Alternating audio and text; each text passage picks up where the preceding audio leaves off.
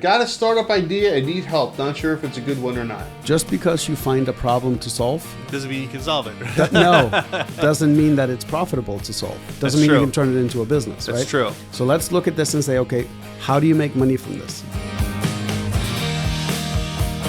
Well, welcome back, Gummi. How are Great you? to have you on the show. Thank you. I feel like a regular. How's your week been?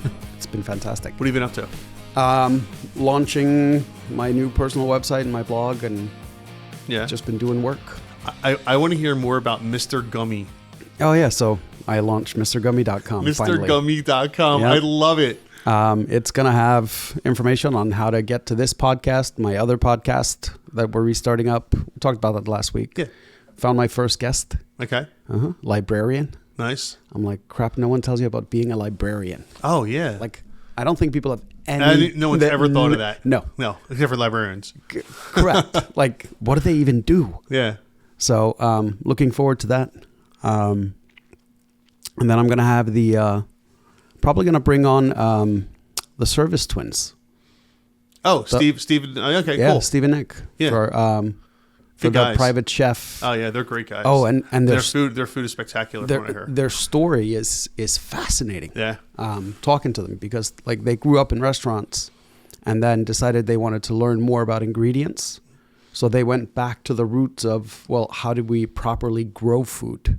Oh, right. I heard this. Yeah. It's a fascinating story. So I'm looking forward to So them. they're going to be on Crap No One Tells You? Yep. When? I don't know. I'm going to start okay. recording probably next week. So 3 weeks out, we'll probably start releasing again, assuming I can get guests lined up. It always takes a while. Yeah, of course. I'm going to change the format of it, though, because prior I tried to do all of them in person. Yeah. This time I'm just going to do them all virtually, because it's way easier to get guests that way. Okay. So I did one with, I've done a couple virtually. I did one with, he was the former vice president of HR from Microsoft, I think.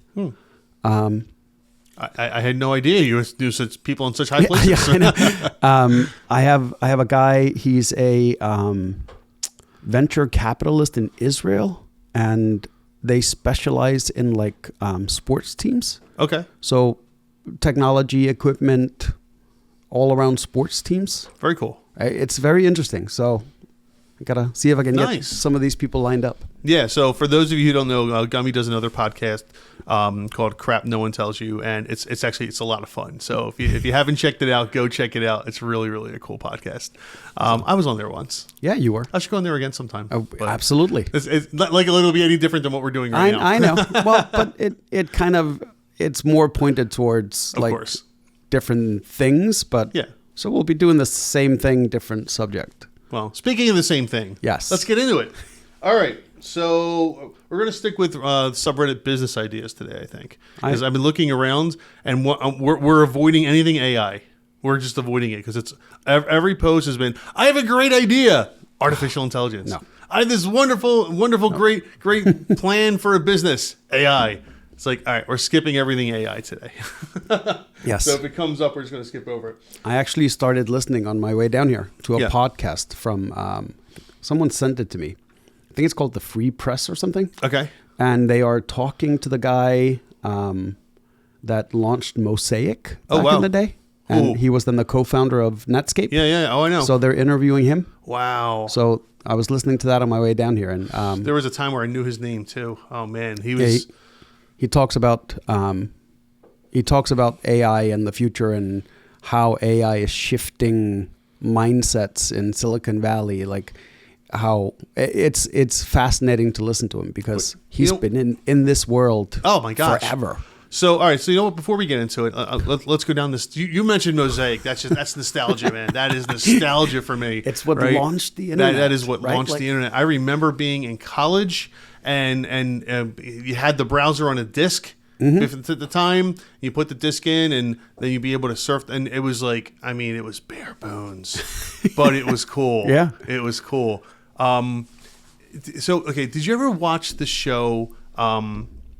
Halt and Catch Fire? No. Okay, it was an AMC show. Okay. Pretty sure it was an AMC. Yeah, it was definitely an AMC show. And it starts off in the early 80s around the development of the laptop, right? Because everyone had the big box computers. Right. This was the first iteration of a laptop, and the main character's name is Joe. Or one of the main characters' name is Joe. The other one's Gordon. And Joe's like the Steve Jobs, right? He dresses like Steve Jobs. It's supposed to be Steve Jobs, clearly. Got it. And then Gordon is the Wozniak. He's the guy who makes it happen, has all the knowledge, the computer knowledge, etc. And they build a laptop. I'm not going to go into more detail than that, but they build a laptop for a company. And the iteration of the show throughout the seasons goes from laptop to the progression of gaming to online gaming to, I mean, it's really, really cool. And then it ends with the search engines. It's cool. Such a cool show because it's just the entire progression of the early pre-internet through the real start of the internet with the search engines. Right. So you mentioned Mosaic, and that was one of the things that was in it. It was like they were talking about the Netscape browser and stuff, and how it was going to revolutionize communication. And so, anyway, if you've never seen *Halt and Catch Fire*, what a fantastic show! I'm gonna look it up now. What a fantastic! And it's the acting is phenomenal. So AMC would probably be what, Hulu? Yes, I believe so. Right. Yeah, I believe. I'm gonna look up where I can find it. So, yeah, anyone out there who hasn't seen *Halt and Catch Fire*, what an amazing show! But you really do have to be a tech nerd to enjoy it the most. But if you have any inclinations in technology, you'll really appreciate the show. All right, let's get into it. Let's see. Hey, if you're having a good time, don't forget to subscribe to our channel. Oh, and press the like button. Leave a comment. Do you like the like button? I like the like button. I really like the like button. Do you know what I love, though? What? Comments. I love comments. Comments are great. Especially if they're questions that we can get to and actually answer. That's right. So leave us some comments and we'll get back to you on those. Okay. Let's get back to it. In need of business ideas. Well, this person's asking for ideas. Let's see what they have to say. I've been brainstorming business ideas, but nothing feels quite right yet. Sometimes a fresh perspective makes all the difference. What are some unique or interesting business ideas you've come across lately? I'd love to hear your thoughts. Big or small, simple or ambitious. And this is from Prestigious Pay 8439. All right. So let's change that a little bit. Okay. Right? Let's say you're an entrepreneur, or you're a budding entrepreneur. You want to become one, right? But you don't have an idea for what to do. And let's say no matter what idea you come up with, you have the skills to do it. Let's assume you have the skills to do it. I'm not going to be ridiculous and say, hey, what would you do? But how would you identify what it is you should be doing? So, I was actually listening to Diaries of a CEO last night. Okay. Yeah. Oh, that's a good one. I love that. Love that's that a good show, one. right? Like he has all kinds of people on. So yesterday, the one I was listening to, I forget what book he wrote, but they were basically talking about this. Like, what does it take to start a business? And we talked about this on a previous episode, right? Mm-hmm. Is my thing is always, it's not necessarily what you like doing or what you think you might like. If you want to have a real shot at success, solve a problem. Right? So when you're looking for business ideas, don't look for businesses. Go out there and look for problems. Ask people what are some of the problems they have, right? And you'll be amazed at how many times people have the exact same problems. And the difference between an entrepreneur and everybody else is the entrepreneur says, I think I'm going to solve this. Yeah. Right? Like that's really what it is. Yeah. So 100%. No, you're absolutely right. Because when you go out there, if you're just doing the same business that 20 other people are doing as well, you're a, hey, me too, right? Mm-hmm. You're a me too business, and you probably won't go anywhere. You probably won't grow very much, right? But when you go out there and you identify the problem that people are having and you solve that problem, I mean, that's what they teach you when you're doing sales pitches, right? Mm-hmm. Is don't try to sell the product. Find out what their pain points are. Yes. And then fix those pain points with your product. Correct. Right? So that would be our advice here is go. I don't know where you're located. It doesn't really say where you are, but it doesn't matter. Go into the general market. Go make some contacts. Go to networking events and find out what are the common threads that people are experiencing, right? What are the common problems they have? And try to find a solution to them. What can you do? Whether it's a service or a product or whatever you're offering, what can you do to help solve their problems? Yeah, and talk to friends, talk to family, talk to strangers. Like gather as much information as you can. Ask on Reddit. Like what are some common problems you have, and see how many people say they have the same problem. Yeah. Right? I don't know. And then it's just a matter of, is it solvable? If it's solvable, then why aren't you the one to solve it? Yeah. And if someone is willing to pay you to solve it, so just because it's a problem doesn't mean that there's a profitable solution to it, right? Right. So evaluate. Yeah, is this problem worth solving, and are there enough people that would pay me to solve it? Yeah.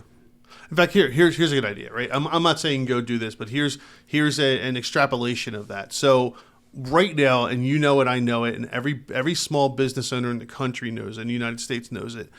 Hiring is incredibly difficult right now. Mm-hmm. Incredibly difficult. But I just heard the other day from the other side that the job market is abysmal. How can the two be? How can they both exist? I don't understand how they can both exist at the same time. How could the job market be abysmal where people can't get jobs? People coming out of college literally putting out 1,000 resumes and not getting interviews. How do you have that, and employers that can't get people to come in for interviews for jobs? How do you have this too? So we're not going to answer that here. My point is, that's a good job opportunity. Go talk to both sides. Mm-hmm. Be the mediator. Find out where the happy medium is, and then come up with a product or service that can help bridge that gap. Right? Maybe it's the people coming out of college have been taught, don't trust the employers. They'll fire you in a second or something like that. Who knows, right?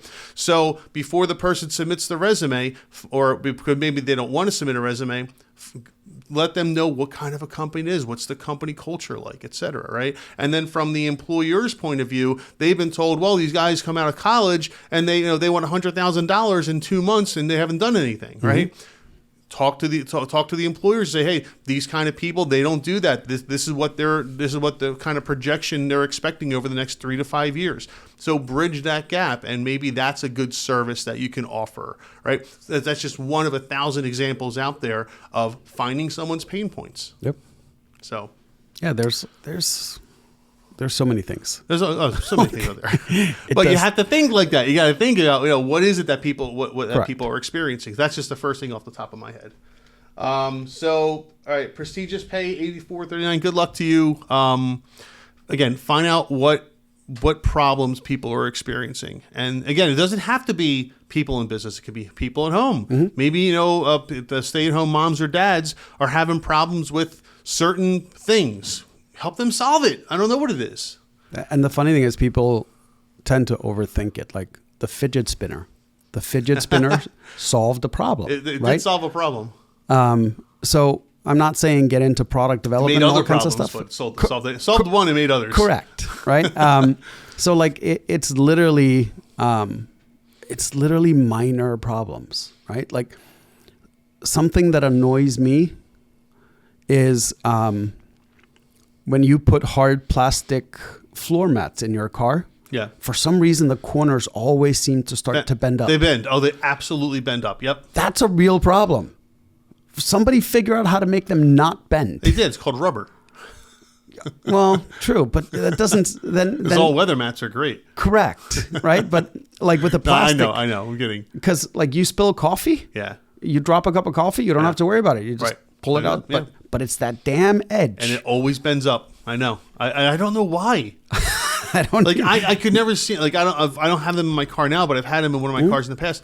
I don't put my foot there. No, I could see it in my car because I have to step up into it. Yeah. So I could see that push it forward a little bit or something. Could be. Whatever it is. But I'm like, it's a real problem. There you go. Go solve that problem. There you go. Fix the bending corners of the floor mat. All right. Let's move along here. Oh. Ooh. Hold your horses. Yeah. A non-technical problem. And it's a great idea. Restroom trailer rental business. Wow. Mm-hmm. Just an idea for people who build up a bit of money in one business and are looking for the next big thing to be more passive. So it's a little bit of a pitch. That's all right. This is from Adam Rome, New York, NY. I'm 1/3 partner in a restroom trailer business I do nothing with. This is because I put up all the money. The other 2 I loaned money to, and they're paying me back their third. This is something that they would never have been able to do on their own, greatly improved their lives and provided me a good return. All right, so let's talk about that restroom trailer rental business. All right, so first thing that comes to mind for me is tailgating, right? Because well, seriously, think about it, right? Because we're in the Philadelphia area. I'm a big Eagles fan, right? This year I have season tickets with my buddies, and we go down every week. Every week that they're home. And bathrooms are always the issue because, yes, they have porta potties out there, but the line's a good 20 minutes long, at least, to get to a porta potty. So that's the first thing that comes to mind is concert tailgating, sport event tailgatings, things like that, right? Where would you see them being useful? Construction sites. Golf courses. How would that be different than a porta potty? Because it's easier to maneuver in and out. Oh yeah, it's true. You can move it around. So like if you are on a very large construction site, right. A lot of times they're doing it in sections. So rather than having to bring in specialized equipment to move the porta potty from the west side to the east side of the lot, someone could literally just hatch it on and take it to the other side. Yeah. Camping. Yeah. You could, depending on the size of it. Yeah. Where else? I mean, literally, it's birthday parties at your house, barbecues. That's true, because if you have like 40 people at your house, you don't want them all. You don't want them destroying your bathroom. Right. Like it's the simple uses. Right. It's like that. It's like the guy I told you about that built the nay bars. Yeah. Right. Like this is a similar concept. What was I reading the other day? Someone, the pool sharing. Have you heard of that? So it's like an Airbnb, except it's for your sharing. Yes, sharing. Yes. So we looked into it. So someone can rent your pool for 2 or 3 hours, right? Well, the problem is if someone wants to rent my pool for half a day, they're not coming in my house to use a bathroom. Right. So you could have something like this in those types of situations I wonder what too. people do actually in that case. What? Well, I mean, I agree. I wouldn't let people use my bathroom if I rented my pool, but they're going to have to use the bathroom. So what would they do? Go in the pool? Yeah, I'd be careful with that. You're real careful. You might want to provide a bathroom for them. You know they have a chemical you can pour in. Yeah, I know. Still, doesn't change the fact that it was there. Oh, no, that makes it visible. Oh, it's true. It's true. No, that's actually not a bad idea at all. Yeah, you're right. There are so many different situations that this could be used. I mean, festivals. Yeah. There's all kinds of things happening all the time where this is a much easier solution, I think, than a porta potty. Oh, I agree. Yeah, because the porta potties you have to dig down and stuff like that. You don't do that here. Well, yeah. The porta potties here, we don't have to dig them in, but they're just... A lot of them you do. You do? I thought they were just... Not all of them. A lot of them you do. Yeah. You have to dig them in. But I don't know. This seems like a much easier way to take care of this problem than porta potties do. Right. Like I think this is the new, because I saw one of these. They had so describe it then, so for people that have never seen one before. So it's literally what you think. It's like a trailer. Yep. On wheels, with two enclosed area, right? Yeah. Yep. With two or one. It almost looks like, I don't know, like a mini shed with doors and a couple of steps up into it. It's a nice looking bathroom. Right? Like it doesn't feel like a porta potty. Like it looks like a bathroom. Is it powered? Like lights and things like that? You probably can get them that way. Yeah. I'm assuming that AC. You probably can get all kinds of add-ons. But I saw someone hauling one the other day. Okay. And I was like, that's kind of neat. Yeah, it's a neat idea. It was right up the street here too. I think there's one of these guys in, I want to say Chalfont. Okay. That actually has a handful of these, and he rents them out for like random things. Oh, there you go. So I think this is a great idea. No, it's absolutely a cool idea. Yeah, I've heard about this before. I don't think I've ever seen one in action, but I've definitely heard about this quite a few times. Have you ever been to what's that farm, the bakery up in Doylestown? Tabora Farms? No. Okay. So if you ever go to Tabora Farms, they actually have one outside there. Oh, really? But it's stationary. Like, it's always been there. Oh, that's a great point. Yeah, like a winery or something like that. Correct. Yeah, you have the outside, have the... Yeah, because they have events there. Yep, they have weddings the time, there. Right. So, they have one of those out there that...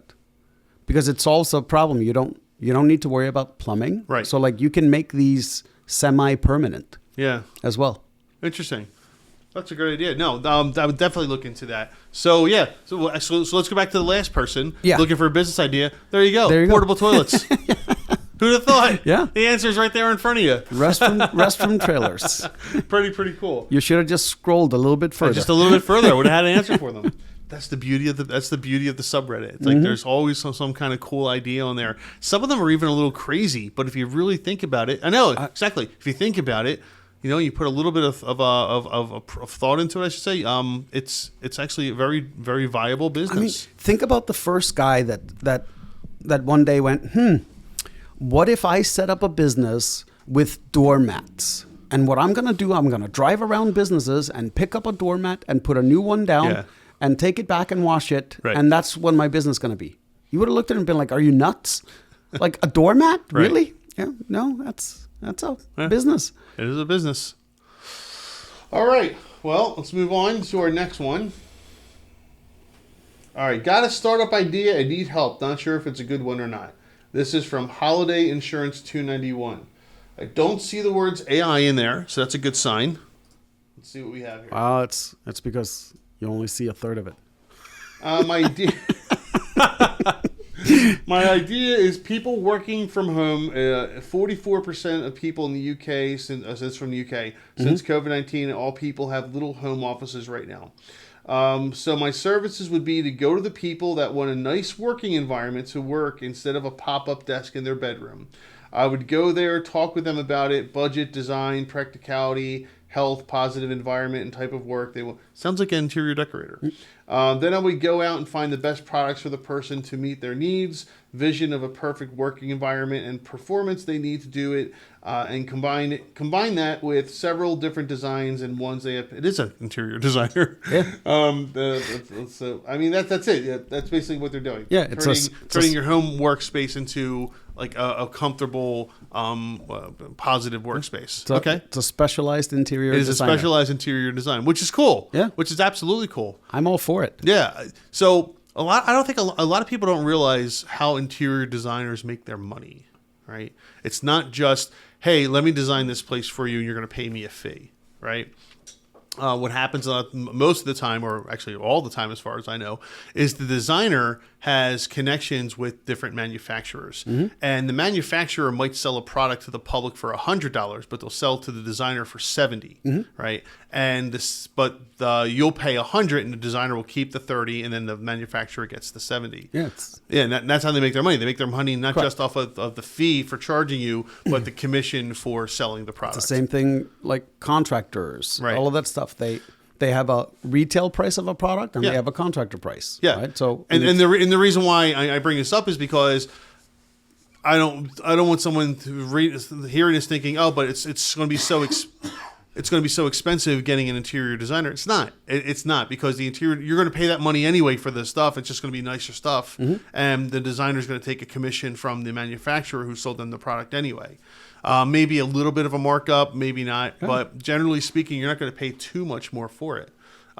So is this definitely a good business? You could do this. I think so. I mean, once again, there was a problem that was created during COVID that most people. What problem was that?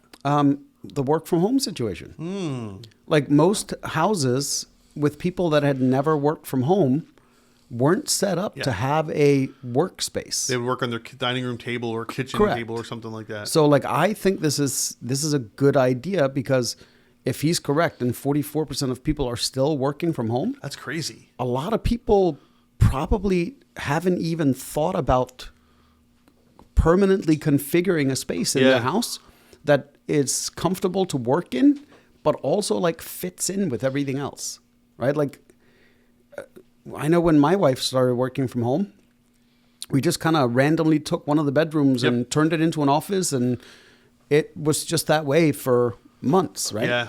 And it wasn't until we were probably a year in where I was like, listen, like, this is not working. Like, this is not working for you. That long?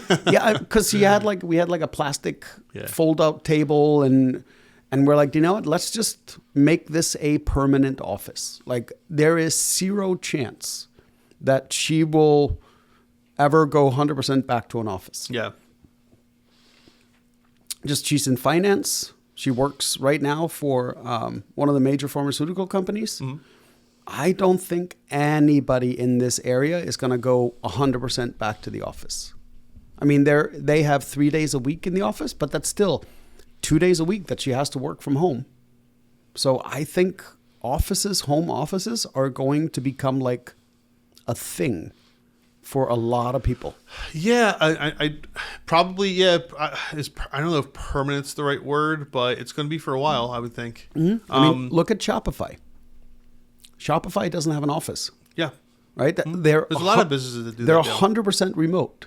Well, I would say you can look even closer than that. You can look at commercial space. Commercial space is readily available because no one wants it. Because no one's using offices. Everyone's they've realized during the pandemic, wow, we can get people working from home in their home office, and now we don't need all this space. We don't need these offices anymore. Now, of course, the government caught on to that too, and now they're saying, well, if you work out of a home office, that means you're not, going to lunch and you're not paying tax and this, that, or the other. So we're going to start increasing certain taxes because of that. Mm-hmm. Of course they are. Well, why wouldn't they? Right? That's what the government does. But no, the point is, it might be a very long time before people are back in the office full time, if ever. If ever. Yeah. Right. That's the thing right now is why would they? Like if you have the option, so I get it. There's a lot of things that get lost when people are no longer, like the water cooler talks and information being passed from one person to another. Because you walk by, you hear two people talking about something and you can weigh in and bring a perspective that they may not have thought about. You don't randomly drop into a Teams meeting and be like, hey guys, what's up? Right. Like, good to see you here. Right. Right? It doesn't happen. But yeah, I think overall, even the companies that are going to mandate people back to the office are not going to do it 100% of the way, even though there is a push for that right now. Yeah. I mean, I think it was Musk. It was somebody that was saying, and it was an interesting point, right? How it's not. What? Yeah. Let me get it out. Yeah, I know. Don't laugh. Don't laugh. I'm smiling. Okay. I'm not laughing. It was something about the people at the supermarkets, they have to be there. The guy delivering your food, he has to be there. The people at the like Home Depot and stuff, they have to be there. So why shouldn't you have to be there too? Right? Mm-hmm. I thought that was an interesting argument.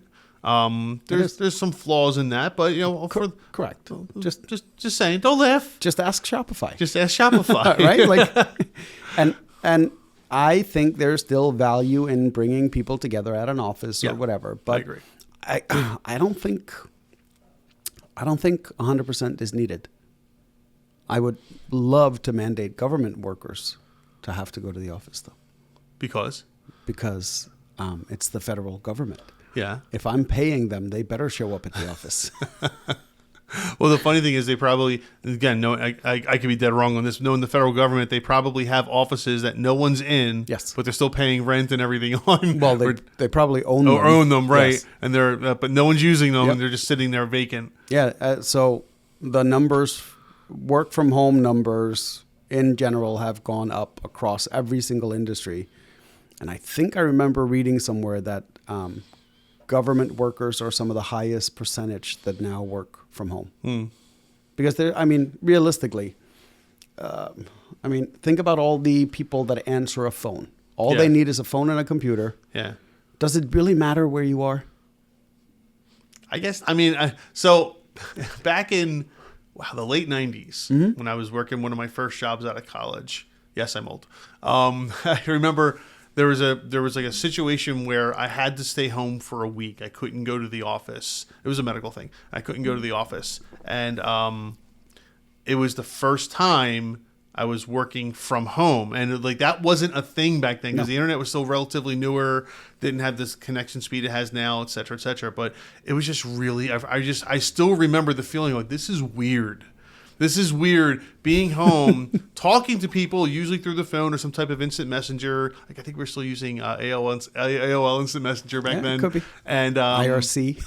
Yeah, Pigeon I think was another one. Yep. And doing work from home without people in the office, and I'll never forget that feeling. It was so weird. Yeah.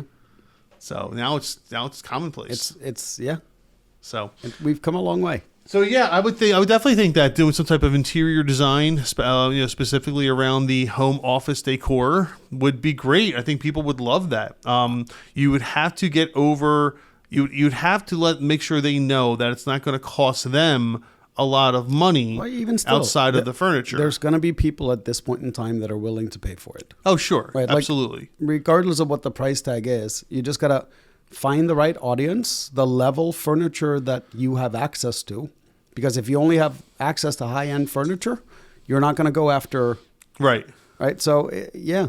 I mean, the rest of it is the marketing side of it. Like, understand your target audience, know what you're selling them. Yeah. For some, price is an issue. For others, it's not. In fact, even do a little bit of research if you want beforehand, because one of the things I can see people being a little concerned with doing this is, well, what if they tell me next year I got to come back and I spent all this money? Find out what companies have made it clear no one's coming back anytime soon.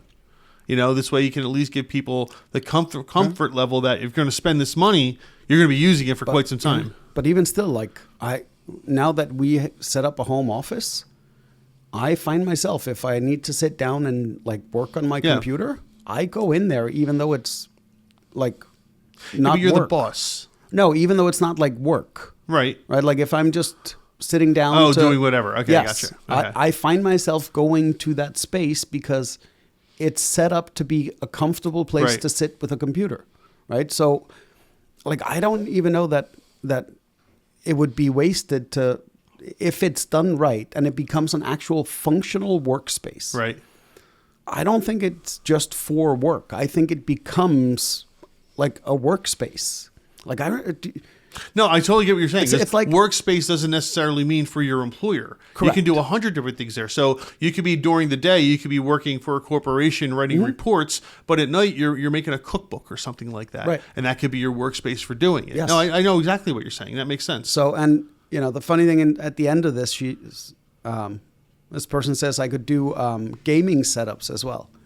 Yes. I think that's brilliant too, because those two things have a lot in common. You've seen my flight simulator. I've seen your flight simulator. That thing's fantastic. Maybe this person could make a full cockpit for you around it. It's true. That would be cool. That is true. All I'm missing is the shield. So, but all right, very cool. Great idea. Holiday insurance, go get them. I love it. That's a great idea. All right, let's see.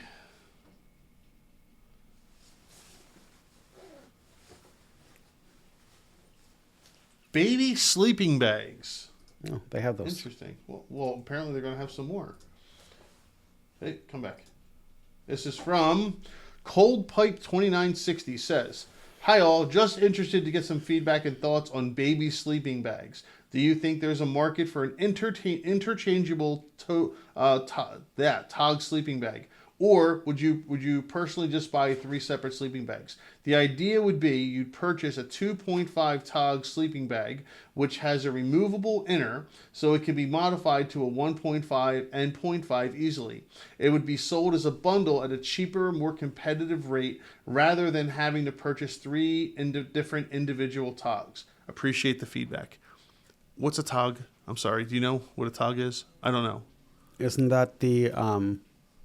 what's 2.5, 1.5, and 0.5? I think that's the thickness level or the... Well, that's what I was thinking. How warm? Do I have to look it up? I think we should look it up just so we can talk intelligently about this. But it could be the size too, right? Because they're talking about babies. Well, babies grow like weeds, so 1 month they're one size, the next month they're another size. So I wonder if that's what they're talking about. So a Tog rating is a heat rating. Oh, man, you were right. Okay. So that's it. Okay, so it's basically going to be the thickness. Okay. Which, that's how my sleeping bags are. My sleeping bags are, I have a couple of inserts I can get, real light. So if it's nice outside, I can sleep in the light one, or I can put the bundled inserts in and get down to minus 12 or something like that. So summer is a 0.2 Tog and coldest of winter is a 3.5. Okay. So it's based on the warmth or the how much heat you want to keep. Okay. It's amazing, like random knowledge that's stored in our heads. So anyway, yeah. So I mean, I would imagine that there's something like that out there. I know there's baby sleeping bags. Well, so normally yes, but I don't think what he's talking about exists, because what he's basically talking about doing is having one that functions like layers of clothes. Yeah. Right. And I can't recall ever seeing a stackable sleeping bag. But I have one. I have one myself. You have a stackable Yeah. one? Yeah, I got it when I was in the military. I got it, and I know they're in civilian now too. So how many layers? They have up to 3. So it's one inside of the next. Yes. Right? So what happens is, okay, so I have the outer shell, so to speak, is like very, very thick. Like that's for like when we were like my unit went to Norway once, right? So I fortunately I didn't have to go, but no, actually no, that one I wanted to go to, didn't go to, but they went to Norway, and that's when we got those originally. So that was for that. But there's also 2 layers inside of it, right? For like, okay, we used to go to Fort Bragg a lot, right? Which in the winter gets really cold. So, but not like Norway cold. So we would have that 2-layer one. And then in the summertime when we're in Indian Town Gap or something, when it's not cold at all, like but also not really 60 hot. degrees. Yeah, exactly. Then you would have that outer, the most inner layer one that wasn't as, nearly as hot. So yeah, that was a 3-tier system, and it worked out beautifully. So I think you just answered the question. Yeah. It. Oh no, I think it's a great idea. I think it is too. I'd be surprised if it's not out there. And even if it is, make a better one. Make a better one. Make a cooler pattern one. Right. Make something different. Yeah. Yeah. That's true. Yeah. Because I'll tell you, I will tell you the key to sleeping bags. Do you know what the key to a sleeping bag is? What makes the sleeping bag more important than what's the most important feature on the sleeping bag? Oh, on the sleeping bag. Yes. I was going to say the bed under it, but No. Well, what's the most important feature on the sleeping bag? the zipper. The zipper. You make a sleeping bag with a zipper that is indestructible, you have a fantastic product. Because that's one of the problems with sleeping bags is they're nice, they're comfy, et cetera, but the zippers are cheap. Yep. And the teeth are cheap, and they break so easily. Yep. You make one that's like, man, titanium, right? Make the exactly. Yeti Yeti, zipper, exactly. right? The Yeti zipper on the sleeping bag. You will have gold for a product. Yep. Yeah. That's really what it comes down to. So that's my advice to you. Make the zipper the most important feature, and sell the zipper.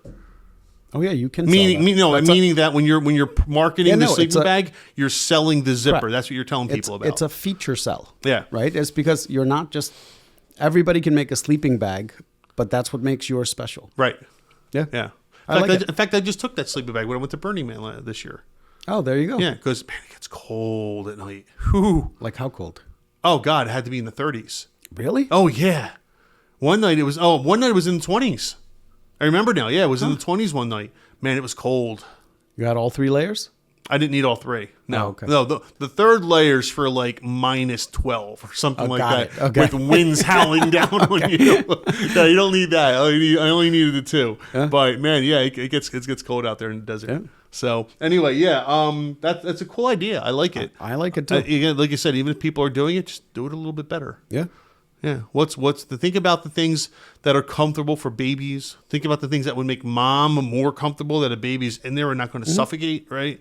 So think about things like that. And the zippers, of course. The zipper. when Zipper's you're putting together your product. So it's a cool idea. I like it. I like it too. Oh, I love non-tech ideas sometimes. There's a lot of good ideas today. There are. Well, it's because we're purposely skipping over the tech ones. Oh, yeah. Because they're all tech usually. AI. All right, let's see. What do you think of this? Roast my idea, logistics service to help brands deliver products faster. All right, let's see. If it has AI on it, I'm deleting it. All right, it does not. All right, so this is from Apart Syllabub 5161. Roast my idea, logistics service to help brands deliver products faster. As quick commerce continues to thrive in India, brands are unable to match similar speeds through their own websites due to limitations on 3PL logistic partners. My bet is that 2DC volumes will continue to grow and make businesses more viable. Happy to know your thoughts. All right, so this is direct to consumer. Yep. As what they're talking about. So the manufacturer or whoever makes the product ships it directly to the consumer. 3PLs, for people who don't know, are third-party logistic providers. So let me explain what that means. So you make a product, you make widgets, right? Let's say you make bells. Okay, let's say you make bells, right? For people that use the word franchise a lot, you make bells, and you have 100,000 bells, right? And you make them out of your house. Well, your garage is eventually going to get full. Plus, you don't have the resources to ship hundreds of these things at a time to supermarkets or wherever else or whatever stores they're going to go to. So you hire what's called a third-party logistics company, a 3PL. And the 3PL you'll send all your inventory to them in one swoop, right? All 100,000 bells. They'll put it into their warehouse. They'll have space for it on their shelves, and the orders when they come in will go to the 3PL, and the 3PL will fulfill the order, whether it's one bell or 1,000 bells that they put on a freight truck somewhere, or they'll put the one bell into the mail or FedEx or whatever it is. They'll handle the orders for you. And you pay for the space, you pay for the shipping service, et cetera, but it saves you a lot of time and headache because that's not your business is the bell. Hear that? Your business is the bell. Your business is not shipping the bell. That's a very different business. So that's why I use a 3PL. So what they're asking is basically just a 3PL for direct to consumer. Yeah. Which essentially is what a 3PL is supposed to do anyway. But hey, yeah, sure. I think 3PL is just going to get bigger and bigger. I think there's going to be more and more need for them because I know a few people that own some 3PLs. Sold out of space. There's the warehouse. You can't get enough warehouse space. Go down to Dallas, Texas, which is like the warehouse mecca of the United States.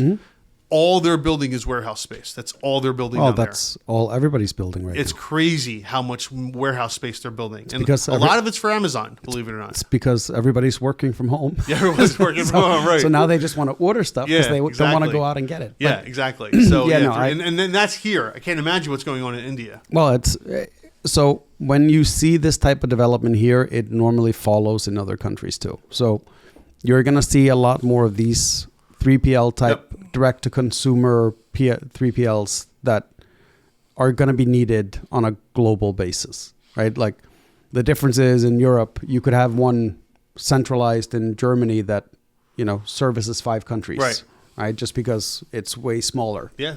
Geographically central though. Yeah. But if you have the money to get into warehouse spacing and can find funding to build it and set this up, this is where a lot of businesses are going to be moving to, is selling it and having someone else fulfill it and deal with the returns because that's the other part of it that people don't talk about. Oh yeah, is the returns and So here's the thing that happens with that. I'm not going to name the company, but and I know a lot of companies do this.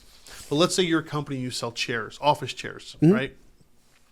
And you hire a 3PL to fulfill the delivery of those chairs. You also hire that 3PL to handle anything that goes wrong with it, like something's missing or something breaks, whatever, etc. So what they do is they will send 500 chairs and then like 100 extra chairs for parts for when something breaks. And we're talking about they'll have you take apart an entire chair, or the chair's already apart, but they'll have you open up a box for a brand new chair to replace one caster, which is the wheel. Right. And these warehouses sometimes have dozens and dozens and dozens of these chairs left over if you take the parts and put them all together, right? And the company that sent them out is like, yeah, they're yours. Do whatever you need to do with them. Because they were meant to be spare parts for either broken assembly pieces or whatever, something got lost or didn't get packed right or something like that. It's interesting. Yeah, it's crazy actually. You would think they would just send like parts boxes. Like, nope. Some of them do. Like some of them here's a box of wheels. Here's a box of right arm. Here's a box of left arm. Some of them do. but some of them also ship full products because the products are already broken down in boxes anyway because it's got to be put together, right? So they'll just send the full product. They'll send like 100 extra chairs. That's crazy. Here are the pieces. That's crazy. I know. It's just that's how it is. Yeah. And that's why there's so much space taken in warehouses because it's not just the parts that are being sold, but the ones that are being used for spares. And returns. Right. Yeah, exactly. Something comes back. A lot of times the manufacturers won't resell that product. Yep. It'll go into a skiff somewhere and just sit there along with a whole bunch of other returns. And then someone will buy the skiff. Yep. Yeah. Yeah, it's an interesting business. I feel like I need someone on the podcast. Crap no one tells you about 3PL. I think that's because we have one right up the street here. Yeah. Maybe I'll see if I can find someone there. There you go. Yeah, that'd be a cool. great show. It really would. I know so much about these things. Yeah, I don't think people have any idea what these companies are or what they do. And it's people just know that they're on their phone. They hit buy now, and it shows up at their door 2 days later. Yeah, they don't think about how. The or funny why thing is, I think Amazon actually works as a 3PL as well. 100%. Well, of course it does. Yeah. So if I want to sell my products through Amazon, Amazon is my 3PL. No, meaning like they will actually do just the fulfillment part, even for products that aren't sold on their website. Because I see what you're saying. Because I don't know about that. I ordered something off of some weird website the other day. Amazon. An Amazon delivery showed up. Really? And I was like, wait a minute. Like they don't have enough deliveries to do on their own. They're going to do someone else's. But if you think about it, like they already have all the infrastructure and last mile delivery in place. I mean, better than any other company, other than maybe the UPS. And the post office. Yeah. But yeah, I was so surprised because I was like, I didn't order anything from Amazon. And yet here it is. Here it is. I'll have to look into that. I didn't realize that they did separate 3PL. I thought they only did 3PL if you're selling it through their program. Well, I don't know if I ordered it because I've seen that happen too, where I order from one website. Because I ordered something off of, where did I order it? I saw something on, it was like a Facebook or an eBay or one of those. I order it. Yeah. And it comes in a Walmart box, packed from Walmart. Oh, I've seen that. I was like, what? Yeah, I've seen that before. Well, did it come from Walmart or just in a Walmart box? And the reason why I say that is because a lot of times what happens is the shipper was Walmart. Okay, so here's I know some of those. What happens is people will go to Walmart and they'll find things that are like really, really heavily discounted because they're last year's models or whatever, and they'll put it up on eBay or Facebook or whatever. And a lot of times those things get bought within 10 or 15 minutes because they're so cheap. And the person just takes it to the counter and has Walmart ship it to them. And all they do all day long is walk around Walmart finding the cheap things, putting them on, waiting for people to buy them, take them to the counter, and then they ship it out. Yeah, I know there's a whole business of people buying stuff and listing it on Amazon and eBay and stuff. When they find them in the discount piles. If you ever, I had family visiting once. I went to the Puma outlet in New Jersey. Yeah. There by the airport. Yep. And there was a guy that basically bought out 3 types of sneakers. Like every sneaker they had, this specific model, he bought every single sneaker in the store for 3. And I asked him, I asked him, what are you doing with this, right? Because I get curious when I see people do what I think is weird stuff. Right. I'm like, nobody needs 400 pairs of shoes. And he was saying, well, I work for a guy that takes this. He finds those products on Amazon, finds them for sale at the outlets, and then all he does is they ship directly to consumer. So it gets sold on Amazon, and then he ships it from his place in Jersey. Yeah. And this guy that was buying it was just an employee. Like it wasn't even the guy himself. So go out and make the market scarce for the particular models. Buy them all up everywhere. Correct. I mean, but there's a ton of stuff that you find on Amazon that is selling close to retail price that you and I both know you don't pay retail price for that ever. I mean, how often is there a buy one, get one sale at Skechers or Puma or any of those? Well, if you can buy one and get one 50% off, that's a 25% margin on both, assuming you can sell them at full retail. Yep. And a lot of times they're even discounted off of full retail before you get the buy one, get one, right? Yep. So I'm like, it makes sense. Oh, no, it absolutely makes sense. it depends on volume, right? Because you got to, if you want to make a living off of this, if this is just some extra cash, you want to burn a few hours, sure, one thing. But if you're trying to make a living off of this, where you can pay your bills and things like that, it takes a lot of volume, because there's not huge returns in it. Sometimes there can be, but there could be on specific items. Though, right? Like like shoes. Yeah, but you gotta get lucky. You're talking 80. Well, I don't think it's luck as much as it is understanding numbers, because you can look at sales trends on Amazon. Like all that data is available. Oh, I get it. What I'm saying is there's going to be 5 other people who are doing the same thing. Correct. If you're making good money on a particular type of product, there's already other people out there that are doing it too. And it's a matter of who gets there first. Correct. So it's also about having access to things like the outlets, because not everybody does have a Puma outlet or a Nike outlet or any of that stuff around them, right? But it's just interesting, and why they didn't buy, why just those 3 types.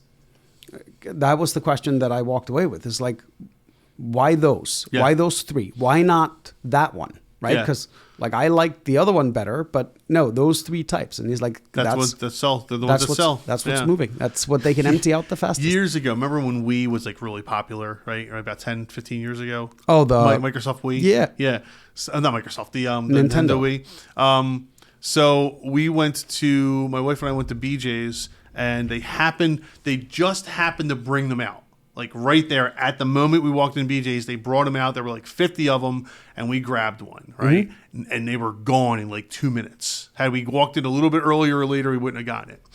And we bought it because we already had one. But I remember my aunt saying she wanted one for her kids. So we're like, hey, we'll grab it and we'll give it to her. She can give us the money for it. So the next day, I call my aunt up. I'm like, hey, we got it. She's, oh, I found one too. Thank you. All right, no problem. So we took it back to BJ's. I didn't have it in a bag or anything because, it's BJ's. You don't have a bag. Mm-hmm. People saw us walking in with it. And followed you? We had like 20 people behind us following us. Are you returning that? Can I give you money for it right now? And like we returned it, and it was like a fight at the counter to get it. Because at the time it was impossible to get any. Right. Well, it's kind of the same thing here. It's like if you find those items, especially around this time of year, right? The holiday season, or the Tickle Me Elmos, right? Remember those? Right? Oh, yeah. So if you find that item that's really difficult to get your hands on, and somehow you manage to get it, you could, have Amazon sell it or whoever. You'll make a good bit of money off it. Oh, yeah. There's another guy that I talked to a few years ago. Part of his business, he does this. He goes and finds stuff to buy and sell, right? And he said he always goes to every Lowe's and Home Depot and buys all the Christmas stuff when it goes on sale. Yeah, sure. I didn't realize that there is a Christmas market all year. Oh, yeah. Yeah, there are stores that are Christmas stores all year long. I know. All year long. That's all they sell is Christmas stuff. He's like, those are some of my biggest moneymakers. They sell them 75% off. Yeah. The department stores are like, they don't want to hold on to it. No. So they basically give it away. Yep. And he's like, I'm making 70% margins on Christmas items. Yeah. And I'm like, that's crazy. Yeah. Because the store arbitrarily will buy it for $5, sell it to you for $20. Yep. And you'll buy it because, hey, we need it now. It's Christmas time. But then the day after Christmas, they're selling it for $6. Oh, yeah. Because no one wants to buy it anymore. So I do this a lot. I go into, at the end of the year, end of season, if I go into Home Depot or Lowe's or any of that stuff, and I see something, and I know it's towards the end of the season. Yeah. And I see something that I like, I will negotiate the price on it. At the store? Yeah. I've never done that. You've never done that? I've never negotiated price at the store. I always look at it and say, okay, it's $10.99. It's $10.99. Oh, yeah, no. So really? So I saw this. Who do you negotiate with? Not the person at the counter. No. So in a Home Depot, there's a department manager. Oh, sure. Okay. The department manager is actually allowed to lower the price if they want to. Is that right? Is that retail in general or just as far as you know Home Depot? I don't think it's every retail. Okay. But yeah, most places. Cool. That's great to know. Most places are allowed to give you a discount. Like it's written in their, training that they are allowed to do it. That's interesting. Because I know what the margins are on most things at Home Depot, right? Right. Like, because having been in retail previously, like we know they don't take items in unless they have a certain margin on them. Right. But yeah, there was this outdoor set that I saw, and it was the last one. It was assembled, and it was the end of the season, and you know it's the end of the season. Okay, I got you. Yeah, open box stuff, I always argue. I can negotiate that. So I even negotiated, I will negotiate non-open box stuff. So like if they only have one set left in a box, you can negotiate the price on that. At the end of the season, though, they will not do it at the beginning of the season, but at the end of the season, you can negotiate down prices for seasonal items. I heard something about if you look at the actual price of the product based on the last two digits of the cents, you get like the 66 cents or 24 cents or whatever, you can find out when that item is going to go on sale. It's the barcode. Is the barcode? It's the last two digits of the barcode. Oh, okay. Yeah. So Home Depot, I forget what it is, but like you can see when an item is about to be discontinued. Yeah.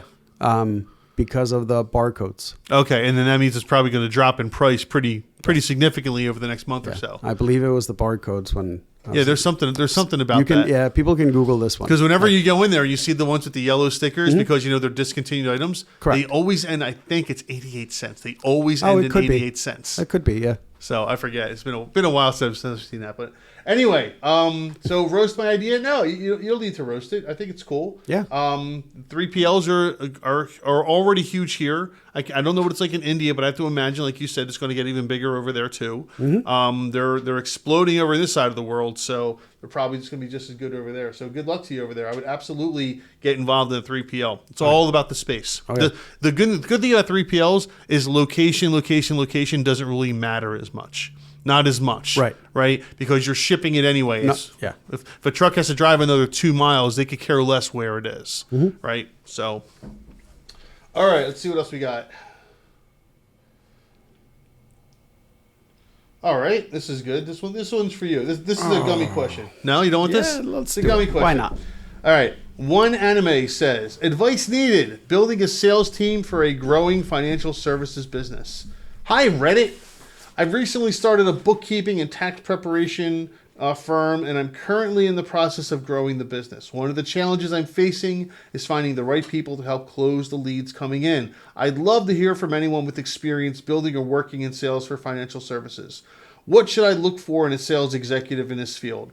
How do I make the role appealing while keeping it commission-based? Are there platforms or strategies you've used to find great candidates? To share some context, the role would involve engaging with incoming leads, helping potential clients understand our value, and closing deals. I'm considering offering a commission structure to incentivize performance. If you've navigated something similar or have advice to share, I'd really appreciate it. Gummy? Yes. What do you got to say about this? So first of all, you're looking for the person that every business is looking for. Yeah. Is the guy that is a super salesman, doesn't want to get paid unless he closes deals. That's exactly what I was thinking. I don't know. I would look under a lot of rocks to try to find that person. Realistically, you are probably going to have to develop someone into that, and you're not going to start someone with a new business where they can't gauge what their potential earning is. It's very hard to get commission salespeople to do that. Yeah. Right. Like you can get someone to do commission sales in, I don't know, cardboard boxes because there's historic volume for that card box company. Yeah. Like what type of accounts they go after and what they would be closing. And the reason I use that one is because the one guy that I know that fits this description actually ended up working in the cardboard industry. That's funny. And made a killing. Really? Yeah. But no, it's really, if you aren't good at sales, whoever you bring in, you're going to have them to have to go through some kind of sales training. And there's a bunch of it out there that's available. Like there's tons and tons of YouTube videos and all that stuff. But if you find a candidate that you think would be good for sales, it's money well spent to send them to actual sales training. Okay. So what would you look for in someone that says, okay, I don't have experience in sales? Well, no, you're on the other side. You're interviewing someone who doesn't have experience in sales, but you could just tell that person is going to be great. What would you, how do you identify that? Because it's making me want to hire them. No, I'm asking you what is it about that person that you're looking for to see if that's the person who's going to succeed? So I can tell you what I look for in my business, because it's not the same in every business. Of course, right? I'm asking you. So Mr. Gummi, I look for I hire personalities, right? So I want to understand that, like, if I ask you the question, like, how many friends you got, and you say 2. It's probably not a good answer for a sales guy. Normally sales guys are outgoing. They know a bunch of people. They're involved in a bunch of stuff. They're part of the community. They're usually in some kind of club. They play some kind of sport like golf or poker. They have some type of interest that involves other people, right? Like, so you're looking for the people person. Mm-hmm. Because sales is 99% dealing with people, and that's the core of selling. What I also look for is someone that asks questions rather than making statements. Right. Like if they are genuinely curious, people that are genuinely curious, I think often become better salespeople because they find out how to sell to you. Because they will dig into the problem you actually have and find that out and sell you a solution to a problem rather than just selling you a service just because. Got it, yeah. Right? So those are a couple of the things that I look for, at least. Okay. And I agree. Personality is a big part of it. I want the person who seems energetic, go-getter, is a people person. Yep. Because that's what sales is. You cannot be an introvert to be a salesperson. You can't be an introvert in sales. No way. No, it's funny because there was a guy that used to work for me. He was in his late 50s. And he always jokingly said, this is my second career because I got burnt out in the first one. And he's like, I've made enough money that I don't have to work. He's like, I just need something to do. So like he was doing deliveries for us. That guy sold more shit while making deliveries than some of my sales guys were doing. Right. Because he just had developed those relationships with the customers. So like he ended up being almost like my inside sales guy because he was in there anyway. And he would talk to the people and he knew everyone and he knew everybody by first name. And like he would come back and say, hey, by the way, their printer is dying or their copier is dying. Maybe we should get on that. Right. And like he would hand it off to one of the sales guys, and the sales guy would go down and say, hey, I heard your... But without him, like some of my sales guys would not have done as well as they did. Yeah. But that's the type of person you look for. And sometimes they even come off, like good salespeople sometimes come off as like cocky and brazen almost. Yes. Right? But that's... there's a fine line between confidence and cockiness, right? So just because you see it as being cocky, to them it's confidence. So it's not always a bad trait just because you see it as something. But if they don't have that slight, oh yeah, I can do this. Yeah, they have to. It has to be that confidence. Yes. Yeah, the confidence level has to be which is high. Why some people think salespeople are like cocky, right? Like, but they're not. They are. Well, they're not. They're just they're really confident. Yeah, well, that can come off as cocky sometimes. Right, exactly. So, yeah, I mean, those are some of the basic things that I look for. And then the rest of it is, of course, like fit. Yeah. Do I feel like they fit into our environment? Do I feel like I could have a conversation with them? Is it someone I would go out to dinner with on a random Tuesday night? Mm-hmm. Right?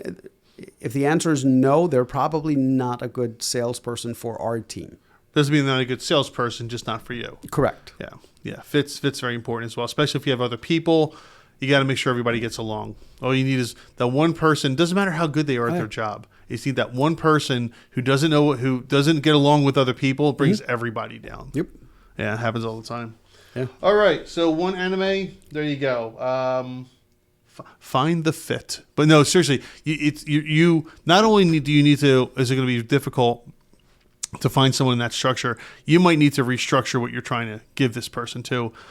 most people want some type of base. So I can in addition to commission. I can tell you, because I'm a part owner in an accounting firm or a bookkeeping firm, is we pay 30% commissions off of the sale, off of the contract for the lifetime of the client. Okay. And we still have a hard time finding people that are willing to sell. Yeah. Yeah. If we run an affiliate program as well, and people that bring clients in through the affiliate program, they get 20% for the lifetime of the client. Oh, is that right? Yeah. Pretty good. Yeah. Not great, but good. Yeah. I mean, it's pretty great if they go on a top tier package that's $3,000 a month. They have to work hard for that. Correct. But getting 20% of that for the lifetime of the client? Yeah, it can be pretty good. Now, the other part is, and I just want to be, do you remember a company called Authorize? Authorize.net? Yeah. Of course. Okay. I use them today. Okay. So, credit card processing company. yes. Yeah. So Authorize.net built an entire sales team with this structure. Okay. It was all about going out and getting new clients and closing deals, and salespeople were only making commission off of them for the first year. Okay. And then they would lose their commissions. So what ended up happening is Authorize actually started losing more people than they were signing on. Yeah. Because nobody was taking care of them past that year, because the salesperson didn't care anymore. He wasn't making any money from them. Right. Yeah. Why would he call them? Right. Why would he maintain the relationship? Right? Now it's the tech guys and the customer service. It's their job to keep them, not mine. Well, if you pay that salesperson the commission ongoing, right? They'll make sure that person stays. Correct. It's a lot easier to keep a customer than to get a new one. Yeah. Yeah. So that's my other warning with this: is be careful with setting a limit on how long you're going to pay a commission for. Either make it like a one time, that way they know, and make it a lot higher. Yeah. Like say, let's say you'll get the equivalent of the first 3 months of that client. 100% of what we bill them goes to the salesperson. Then they know, like, now you know the process. The salesperson brings the person in. You have 3 months to secure them and have someone else build a relationship with that client, because the relationship's what's going to keep them. And the salesperson knows it's all about going out and getting more new clients, right? Or make it so that the salesperson is the one that maintains the relationship forever, and pay them accordingly. Yeah. No, that's a very, very good point. And I'll bet you something a lot of people don't think of when they're first getting into a business where they're going to have salespeople is, what do you do when the commission runs out? The salesperson's not going to care anymore. They're not. That's an excellent point. Now, you don't necessarily need to have the same level of commission, right? You can reduce the commission some. So if you got 30% up front, maybe after the first year it's 15%. Correct. The salesperson is still enticed in keeping that. You know, they want to keep that person. It is way easier to keep them than to find a new one, right? All right, good luck. Good luck, one anime. Let's see what else we got. Nah. Nah. No. In today's I'm curious. Well, why does it say deleted? Oh yeah, you're right. They are deleted. Their name got deleted. Okay, well, we'll skip it then. Okay. All right, let's move over to this. No. Oh no. What? What is that? Syncs. Oh. This one. It exists. It's called HubSpot. Well, yeah, there's a bunch of them. Social Pilot. The person's asking about creating an app or a program software that will sync all of your social media in one place. So, but I don't think it exists for the end user. What do you mean? It does. There's stuff out there for as an end user. This is a person. Yeah. There's apps I can go to where I can post something. It'll go to all my. No, not post. I'm thinking in. Oh, ingest. Yes. All right, let's read. Is it in or out? Right? Because that changes a lot of stuff. All right. This is from Germany 124 says business idea. Mm-hmm. All right. Way to be specific. And look at that. It's in the business ideas subreddit as well. I have an idea to create an app which syncs all of your existing social media accounts in one place. It will also store in a database the viewing history you have across all apps. This is to address the problem people have when they viewed a certain post, reel, video, or whatever, and they forgot to save or like it. They don't remember which account the post was from, and now they have no way of finding it again if they close the app and refreshed it. That actually is a problem that people deal with all the time. All right, I thought he was going somewhere else with it. All right, my app will store every post viewed for a unspecified period of time, maybe 7 days, and it will do this for all social media accounts: Instagram, LinkedIn, Facebook, Snapchat, TikTok, etc. Does anyone know if accessing data like this is even possible? Oh, well, I thought you would have had that figured out already. It seems that it would be very difficult to access every post a person scrolled through without commenting, liking, saving, or any other form of interaction. Would really appreciate any insight. So they have the idea, but they don't know how to make it work. It's because it can't actually be done. Yeah, I know. But I still love the idea. I like the idea. Like, I love the idea that I would have like a social media timeline app. Right. Where I could just go back and I could click on it and go, okay. Because it happens all the time. It's like, oh, I want to show you this video I saw today. Oh, I can't find it. You know, right. It happens all the time. But yeah. I think it's a nifty idea, and I would take it further and make it like searchable. And this reminds me of the Big Bang Theory. Did you watch Big Bang Theory when it was on? There's a lot of funny episodes. There's one in particular that's just like this. One of the characters, Leonard, has a bully from high school who finds Leonard and wants to talk to him. And they wind up talking, and the guy's like, "I have this great idea. I want to make a 3D television where you don't need 3D glasses." And they're like, "Oh, that's a great idea. How does it work?" He goes, "I don't know. That's what I need you guys for." Right. So I don't know that you could do this. Let me think this through. You talk. I'm going to think it through. Well, no, because you would need access to whatever feed they're seeing in order to be able to log what they're looking at. Yeah. I mean, you could scrape. I don't think you could. You could, because you have to remember every profile is personalized, right? So what I see is not the same thing you see, and he's talking. Sure. He's talking about specifically what I'm seeing on. I know. I got it. What I'm saying is, I'll bet you Apple might be difficult. I bet you with Android I could do it. I'll bet you I could build an app in Android. Mm-hmm. I'm not actually betting because I don't have time to build it, but I bet you I could build an app in Android that could scrape what I'm currently viewing and store each piece into a database. So every time I go through, if I'm on whatever TikTok or whatever, as I go through, it'll store information about it from the scrape into a database. I don't think I could do it on Apple, though. I don't think you can have one app interfering with another on Apple, but with Android, I think I can do that. So it would basically just log data on what you viewed, not what you actually viewed. Not what you interacted with. I mean, you could. No, you could also have it say if I hit play, that's a tap, and it'll log it a little bit differently too. I think you could do that. I'm going to look into it because I'm curious. I know from past experience with Apple, mm-hmm.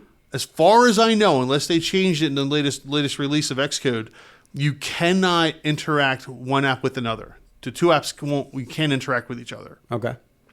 But I thought I remember being able to do that on Android Studio. Interesting. With Kotlin. I think that's a thing. So basically, whenever I would boot up my Facebook, this other app would run in the background and log stuff. It would be the other way around. Yeah, after you loaded Facebook, you would load the app, and then the app would monitor what you're doing on Facebook and scrape in every piece of content you ingested. Possibly. It's the only way I can think of doing it because you're not getting into the Facebook API for that. They're not going to give you that information. It would have to happen on your device. Yeah, it would have to happen on the device as you're doing it. That's the only way to do it would be to scrape it. Oh, maybe. I don't know. I think it's a good idea. Wonderful idea. If you can figure out how to make it work. It's a lot of data though, man. I know. That'd be a lot of data. A lot. So I get a report. You don't have an iPhone. Well, you do have an iPhone. I have a report. Okay. What do you want a report on? No. Do you have do you get the weekly report of how long you spend on your phone? Yeah. What do you do per hour and how many hours per day do you get on your phone? Let's see. Mine is like probably 3.5 to 4. which I find ridiculous. I cannot believe I spend that much time on my phone every day.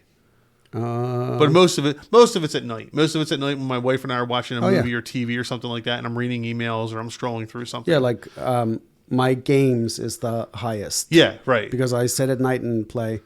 So daily average screen time is 4 hours and 45 minutes. Yeah, so you're right around I am where I am. I shudder to think where my kids are. An hour of that was Amazon shopping because we're in the Christmas season, so Sure. I'm doing all my Christmas shopping. Yeah, of course. My most used app is my game that accounts for 17 hours out of the 45. What do you play? This one is called Royal Match. My wife plays that too. Yeah, so like I'll be watching a soccer game on a Saturday. It's mindless. Yes. Totally mindless. Yes, it's what it's what makes me. And look, almost all my screen time happens from like 7 to 10 at night. Yeah, which is after you're not doing it during the day. I know that. After the kids We go don't to have bed, time. I sit there and I play this stupid game. Yeah. Yeah. I wake up sometimes in the middle of the night, 2, 3 in the morning. My wife's up on her phone, inevitably playing some game or scrolling through Facebook or TikTok, and it's just like, honey, go to bed. I can't sleep. Well, this isn't helping. Yeah. No, I don't really do much of that at night. Like I don't. So TikTok is the only one that I go on. Like I join TikTok lives all the time. Like last night I was talking to some news anchor in California. Yeah. Interesting conversation. But a lot of the people that I've met for my podcast and stuff have all found me through TikTok. Oh, well. Like the venture capitalist found me on TikTok. The Microsoft guy found me on TikTok. Very cool. Yeah. I found a couple. All right, so back to the idea. It's a good idea. I don't know if it could be done. Again, I'm pretty confident it can't be done on Apple. So might be done on Android. So back to where we started this episode. Yes. Just because you find a problem to solve Doesn't mean you can solve it. doesn't mean that it's profitable to solve. Doesn't mean you can turn it into a business, right? That's true. So let's look at this and say, okay, how do you make money from this? Would you pay $20 a month to have this app running? Me personally, Yeah. no. Would a lot of people? Yeah, probably. You think so? Oh yeah. Come on, man. Think about games like Farmville, where people will spend hundreds of dollars on digital assets that True. aren't going to exist the next day. True. I mean, come on. They spend money on anything online. Subscription to X. Oh my gosh. YouTube TV. I don't get it. YouTube Red. YouTube Red was. Is that what it is? That was. Now it's YouTube TV. No, isn't the ad-free version of YouTube called YouTube Red? Oh yeah. I think you're Where right. you pay you pay yeah. $10 a month and you don't see any ads. Yeah. So yeah, I mean, I guess people would pay for this. Never mind. They'll pay for anything. They will. Especially if it's on. You know why? Honestly, you pick up your phone, boop boop. Yeah, sure, why not? Mm-hmm. You don't see that money. That's not money in your hand. Well, It's not. It's not cash in your hand. It's on a credit card somewhere, and you pay the bill every couple of months. You're like, who cares? It's $10. Where's your data? It's in the cloud. It's in the cloud. It's floating around up It's just there. floating around. But it's raining Right. today. All right, moving on. Let's see here. Oh, this is interesting. All right, I'm curious. All right, Pork Bund says, I have an inventory of 50,000 units of disposable razors. What to do with them? There are 10 razors packaged in a bag and 10 bags in a box. I have 500 boxes. What's the fastest way to sell them all? Find someone that's willing to Find someone with a really big beard. find someone that's willing to buy them all in one shot. I guess you have to also know what kind of razors they are. Did you make them yourself, or Probably not? Right? They were probably not. This is the kind of thing I was talking about with 3PLs, right? In a warehouse somewhere, someone had Same thing hundreds like of these. Like when there's an insurance claim in a Walmart or whatever, and they clear it out, they sell off those lots. Yeah. So he could have gotten that from one of those types of lots. What's the fastest way? So, how would you bulk sell something online? It's got to be online. It doesn't have to be. Where are you going to find someone of these 50,000 razors? Offline? Hospital? Maybe. Actually, that's an interesting approach. If you're in the U.S., you could give it away and get a charitable write-off. Yeah, but like you could probably even sell it, right? Because hotels, yeah, it's true. right? There's a lot of places. Instead of reinventing the wheel, go look at who actually has disposable razors right now that they give away. Right. Sell it to them cheaper than what they're buying it now. They'll buy 50,000 off of you without even batting an eye. Yeah. Like how many disposable razors do you think an average hospital goes through in a year? Oh, it has to, It's got to be in the thousands, right? Yeah, it's got to be. So if they can buy them from you at half price of what they would otherwise, why wouldn't they? Or sell it into 5 different hospitals. Yeah. So like break it up. Sell one box to like 10 boxes to each hospital. I want to know where they came from. Are they one single blade, double blade? What? No, it makes a difference. Are they just blades? Do they have the handles too? I'm guessing because they're disposable razors. They're disposables. Okay, yeah. So interesting. I will put money on that there was some warehouse that caught fire or something, and this is one of those where he goes in and buys the bulk lot. Yeah, or he bought the skiff off the return, something like that. Something, possible. All right, so we have hospitals. That's a good idea. Hotels is a good one. Country clubs. Maybe. Country clubs have disposable razors. I know, but I don't think they use that many. They might need a couple hundred here and there. Okay. You got 50,000 of these. Yeah, correct. Like you're gonna. You got a lot of walking to do to sell these things. Yeah, but if he's looking to sell them all, then you're gonna. I mean, it also depends on how quickly you want to get rid of them. Yeah. If they have a barcode on them, you could send them all to Amazon, assuming it's an item on Amazon, and have Amazon get rid of them for you. Like that's what I was thinking of as the first. At first was like to do the type of drop shipping, and not drop shipping, but like have Amazon handle it for you. Yeah, that's probably the easiest way. You just collect a check every once in a while. Yeah. I mean, but you'd be paying Amazon for the fulfillment and all that stuff. But yeah, that's also where you would get your highest price for it because that's retail price. Right. Everything else. The more you sell of something to a single location, the cheaper per unit it's going to be. Of course. So would you call this a business idea? No. I call this it's not recurring. Someone that ended up someone with a randomly, bunch of stuff. Yes, and is trying to figure out how do I get rid of it. Now, if you were making them and selling them, then it would be a business Correct. idea. But that's not what this is. There are some of those like Harry's and things like that. They are pretty good. Those razors. I don't know if you use any of them. They're So it's funny that this came up because. What's that? Yesterday, my wife asked me what I wanted for Christmas. And I'd been thinking about it for a while. And I'm like, I think I want a straight razor. I think I want to go back to shaving with a straight razor. Please don't cut yourself. No, but what I'm like, I used to shave with a straight razor. Yeah. And they're fantastic once you know how to use it and how to keep it sharp. Correct. Yeah. And like, it made me think like, why did I ever go back to the disposable blades? Because I don't even like them.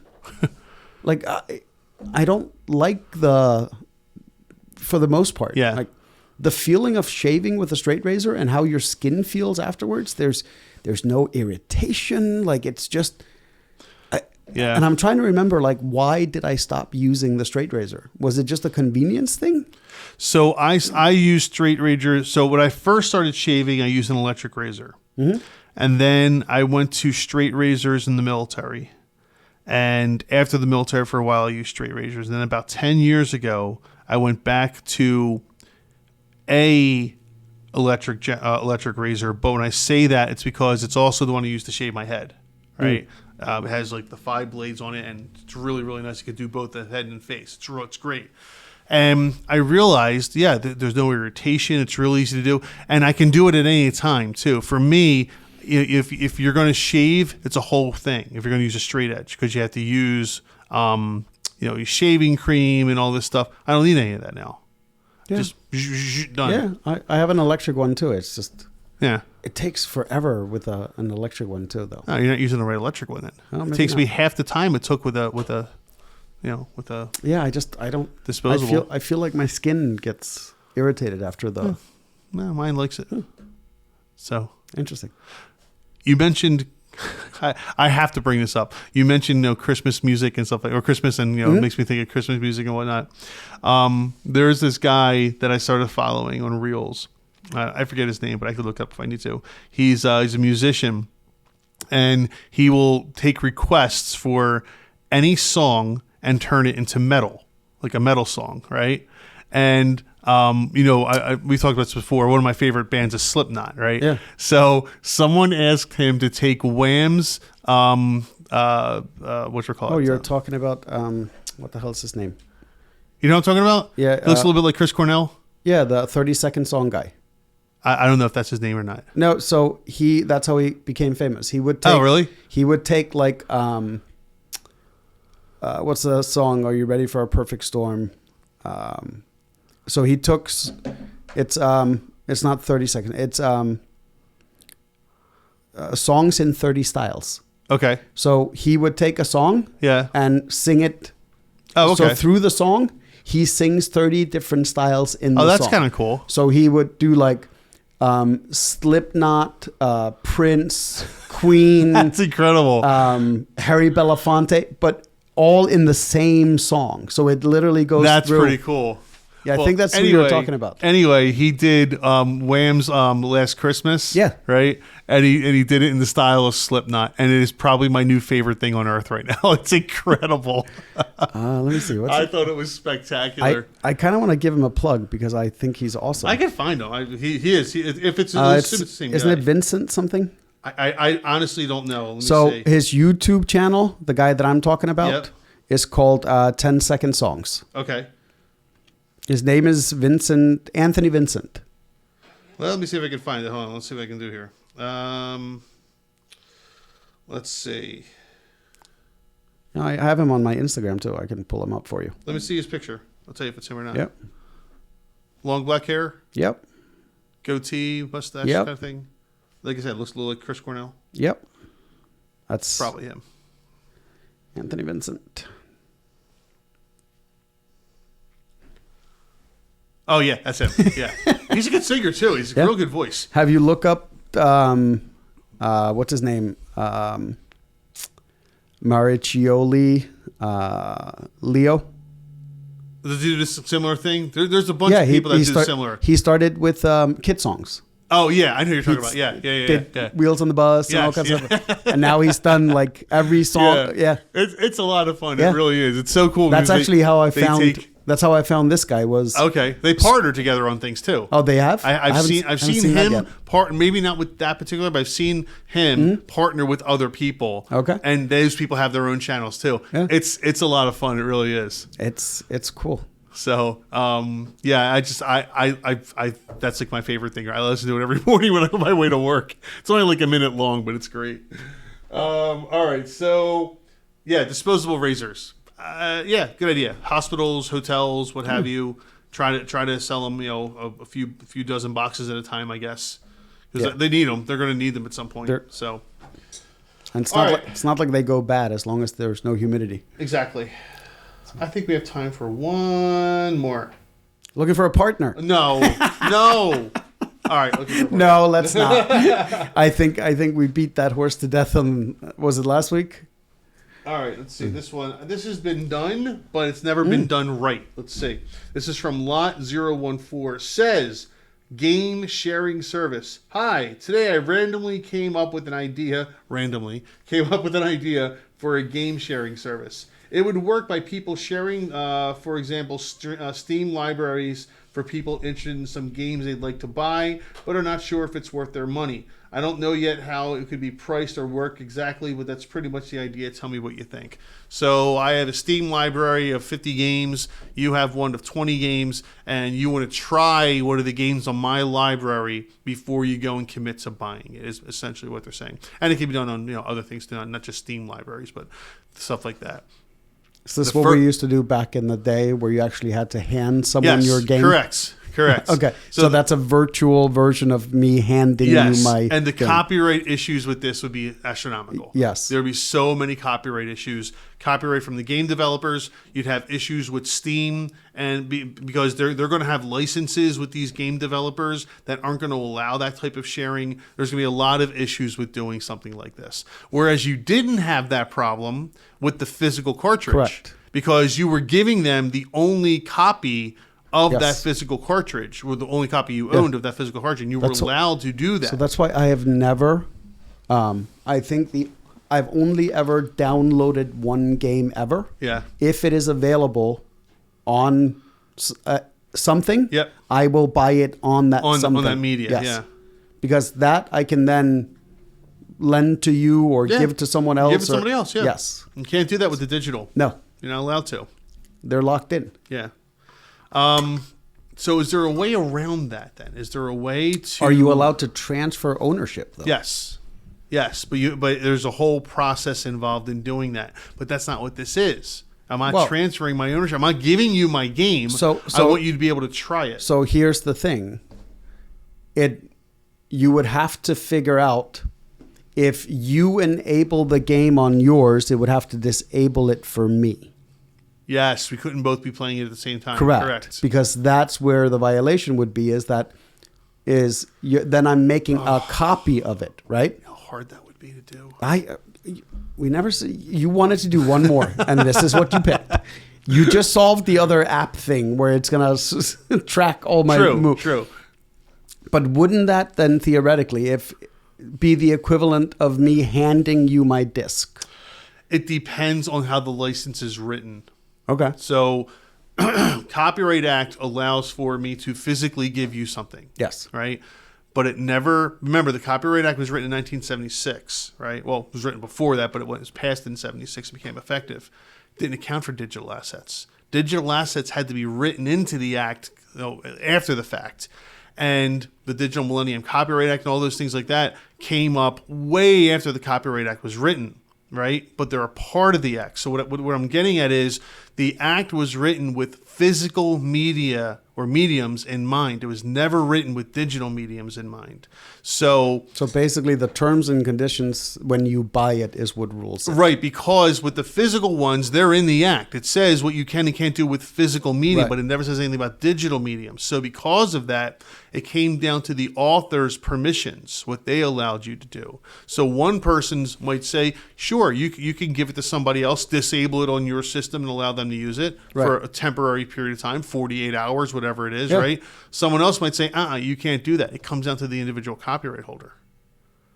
It would be, that would be a tough one. So theoretically, though, let's say that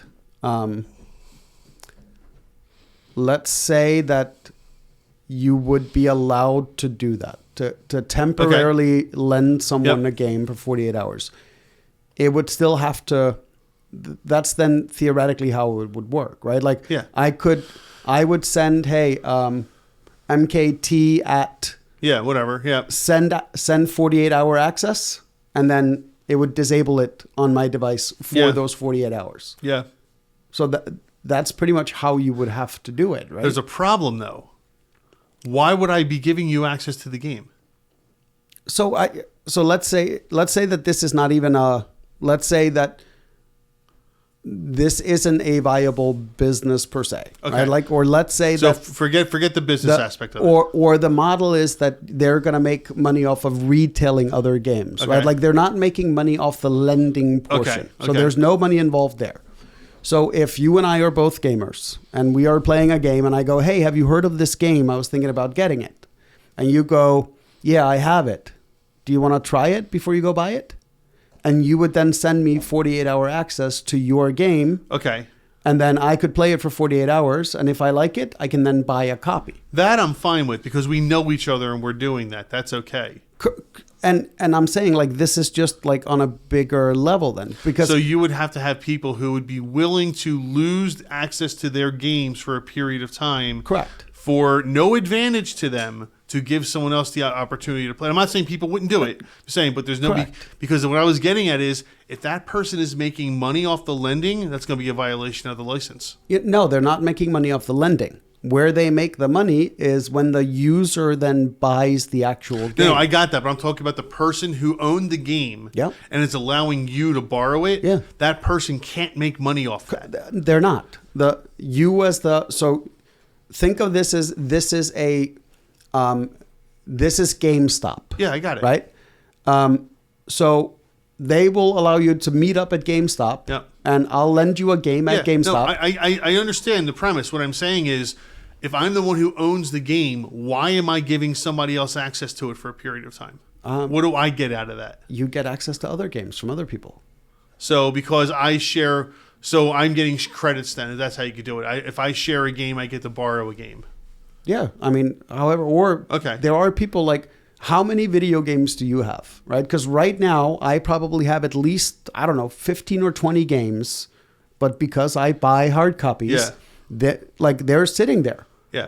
I have lent people a game for a couple of weeks because I'm like, I have 19 other games. Right. For the next 14 days, I can live without this game, but I lent it to someone else that wanted to try it before because they were thinking about buying it. Yeah. And I'm like, why don't you try it? If you like it, go buy it and then give me my copy back. Right. It's essentially what this is. I think it's a great idea if it was executable, and then you got to figure out how you're going to make money off of it. Yeah, how are you going to make money off that's the issue? That's the $1 million question. Steam's right? not, because if you're doing the whole thing on Steam or something like that, you're not cutting into Steam's profits. Valve is taking that money.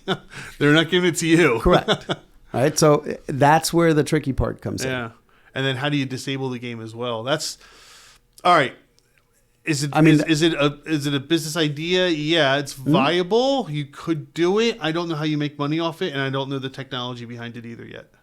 I would have to seriously sit down and consider how you would build that from a technology standpoint. Yeah, I'm saying I like the idea. I don't know if it's executable or profitable. It's executable. Is it profitable? I don't know about that. I mean, what if instead of working against these companies, he works with them and does it as part of an affiliate program? No, I get that. I understand. I'm just trying to find like where he could make money in this process. Still right? have to figure out the technology, though. The technology has to disable that game for you. Yes, temporarily. Wow, that would be tough. I'm sure Steam could do it. But you're limiting it to one platform. So start with one platform. Yeah. Interesting. I don't know. Like how many more. things exist on either an Android or an Apple that doesn't exist on both, right? Sure. So it functions on one platform, but not the other. Like my game, for example. Right. So, like, I don't think if you can solve it for one platform, others might follow suit, right? Like, but you got to start somewhere, and if that's the largest platform, then start there. All right. Well, there you go. Lot 014. Interesting idea. Gummi's a little more into it than I am. I'm not saying I'm against it. I just feel like there'd be a lot of headaches along the way before you even consider how you're going to make money off it. Well, Which is the ultimate goal. Is okay. We can do this. We figure this out. Now, how do we make money? So that's a different story. Someone might figure this out one day. Yeah, it would be cool. I like it. All right, that's all we got for today. You still come with me to the Flyers game tomorrow, right? Yes. Awesome. I'm actually missing my annual franchisor Christmas party. I had to squeeze that in. You had to squeeze it in, didn't you? Tomorrow to go to the game. Oh, what a shame. Oh, no. It's franchisees or Flyers? Franchisors. Oh, franchisors. Yes. Okay. It's actually generally that money-making event. Or Flyers in the balcony suite with drinks and food and everything. I I don't know. So if I would have known about the Christmas party before I said yes to you, I probably would have gone to the Christmas party. Oh, you suck. Yeah, I know. I'm just kidding. All right, man. Have a great night, great week, and we'll meet back here next week. We will. All right, man.